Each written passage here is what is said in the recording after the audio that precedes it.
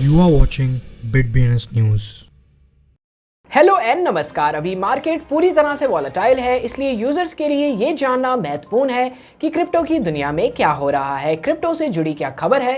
तो ये सुनिश्चित करें कि आप रोजाना क्रिप्टो समाचार देखें और अपने आप को अपडेटेड रखें। आज की हेडलाइन, फ्लिंट ने बिटकॉइन पर उद्योग का हाईएस्ट यील्डिंग प्रोडक्ट लॉन्च किया। शिबा इनू टीम ने शिबा इटर्निटी के लिए $5000 ट्रेलर प्रतियोगिता के बारे में विवरण साझा किया। बड़े Ethereum well 4.5 trillion Shiba Inu को हड़प लेते हैं जैसे ही कीमत ठीक होने लगती है।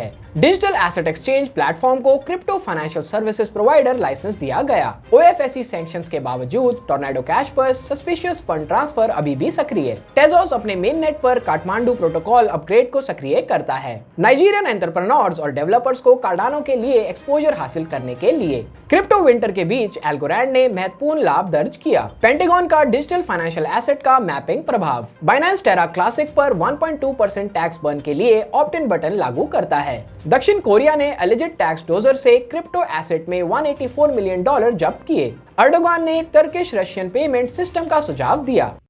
पिछले derivatives exchange operators and analysts द्वारा सह स्थापित सिंगापुर में स्थित crypto currency financial service company fly and finance ने पिछले हफ्ते क्रिप्टो स्ट्रक्चर प्रोडक्ट्स के लिए एक मंच लॉन्च किया। फ्लाइंट पर रिलेटिवली हाई रिटर्न्स 50% APY तक ने क्रिप्टो यील्ड एंथुसियास्ट से मजबूत रुचि प्राप्त की है, खासकर बियर मार्केट के दौरान जहां अस्थिरता जाना मुश्किल है। जैसा कि रिपोर्ट किया गया है, शिबा इनू समुदाय को 1 अक्टूबर 2022 को अपने एंड्रॉयड और iOS डिवाइस पर लंबे समय से परीक्षित play to earn game Shib Eternity download करने की अनुमति दी जाएगी। आम जनता शिब इटर्निटी को डाउनलोड करने के लिए तैयार है। 1 अक्टूबर 2022 को खेल के विकास के पीछे की टीम ने खेल के लिए ट्रेलर प्रतियोगिता के बारे में अधिक जानकारी साझा की है। एथेरियम, BSC और कुछ अन्य ब्लॉकचेन पर सबसे बड़े वॉलेट के वेल स्टैट्स ट्रैकर ने बताया है कि पिछले 3 दिनों में ETH पर टॉप 100 वेल ने 855 बिलियन से अधिक शीप खरीदे हैं। एक Israeli capital market regulator insurance and savings capital markets authority ने हाल ही में बिट्स ऑफ गोल्ड को crypto financial services provider licence प्रदान किया, जो देश में एक सक्रिय कंपनी के लिए ऐसा पहला लाइसेंस है। यह लाइसेंस बिट्स ऑफ गोल्ड को क्रिप्टो कस्टोडियन सेवाओं की पेशकश करने और रिटेल कस्टमर से संबंधित धन को सुरक्षित रखने में सक्षम बनाता है। क्रिप्टो सुरक्षा फर्म सर्टिक ने शनिवार को कहा कि फर्म ने क्रिप्टो मिक्सर टोर्नेडो कैश में $2.4 मिलियन के सस्पिशियस फंड ट्रांसफर का पता लगाया है। यह रिपोर्ट कहती है कि फंड ट्रांसफर अक्टूबर 2021 में $139 मिलियन BXH एक्सचेंज हैक संबंधित हो सकता है।